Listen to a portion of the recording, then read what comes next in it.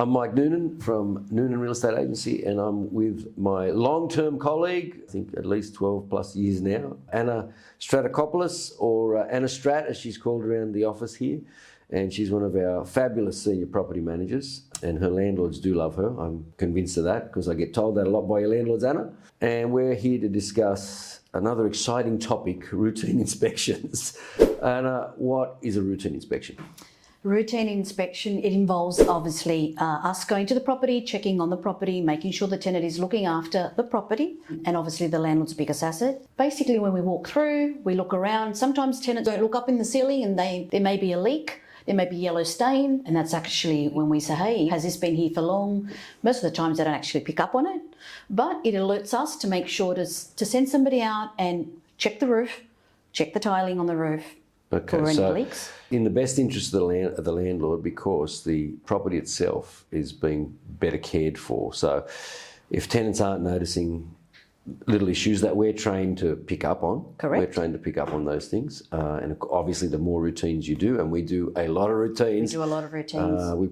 We pick up on those things, and that kind of is prevention. Correct. Because if it's not treated, if it's not fixed, the property can deteriorate very quickly. We've seen that with when we've got managements from elsewhere in the kitchen cupboards. When water leaks, it can destroy a whole kitchen. Or you're walking through the house and then you see basically a wall outside the bathroom. It's peeling, there's water coming through. And because the tenants are there on a daily basis, they don't actually see it. But as we are trained, as you said, to have a look, make sure we keep on top of it and rectify it as soon as possible for the landlord. Okay, I know COVID was pretty tough because we were prevented from going out and doing routine inspections, and we used an app of some sort. I remember the tenants were reporting that, which was okay. Did you think that's the best way to do it? Or no, I think we should be there. We know what we're looking for. It's more important that we're there and we actually see what's happening. Look, I agree with you. I think they called it tenant-initiated inspection, that's right.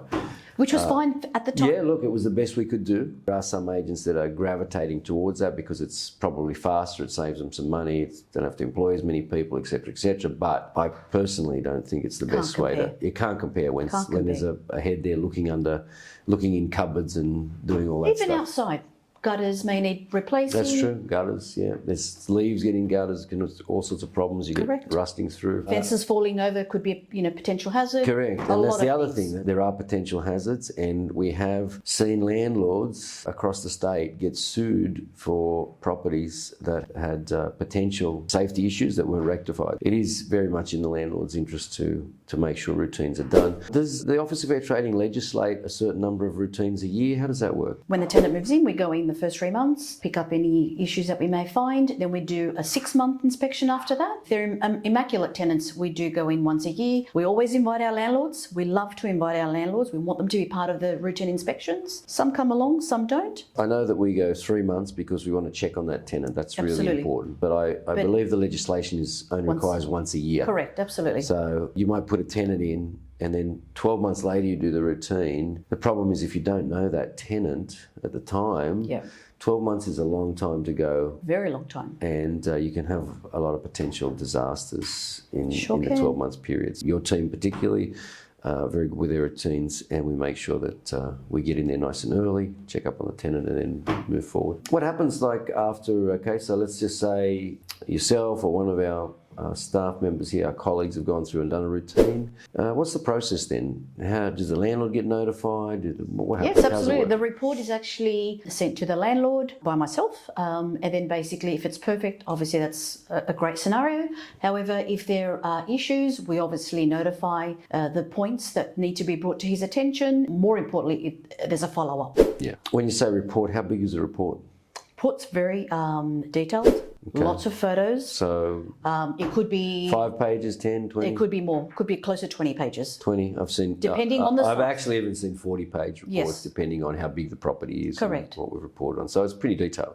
Very detailed. Is there anything else that a landlord should know about routine inspections? Yeah, basically I also pay attention to the cooktop, the stove, because some people tend not to clean it, and if they don't clean it, then the elements deteriorate. That's another important point. We can't control how people live their lives in terms of how clean or not clean they are in certain parts of a property. Yeah. But when it comes to potential damage to items like kitchens, and even bench tops can be damaged if things are left on them for a long time. They can be stained. Yep.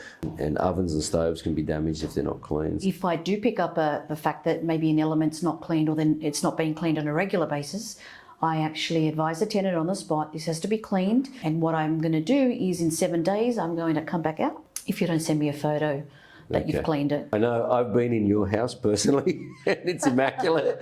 And I'm sure, are those the standards that you hold the poor tenants to? Okay.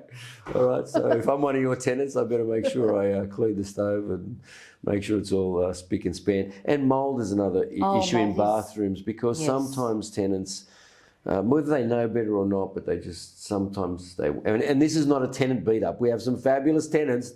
Most tenants are amazing. We've got great tenants, and we've screened them very well, and we love to keep our good tenants. Some don't understand that you've got to open bathroom windows during showering and all sorts of things, and that certain steam or airing a property out or using a dryer excessively without any airing. Without any ventilation can also cause some pretty bad mould problems. Correct. And that can be expensive and really difficult to get rid of. It's a health issue as well. And it's a health issue for the tenants. All right, is there anything else you want to tell us about routines? That's it. Too easy. All right, thank you very much, Anna.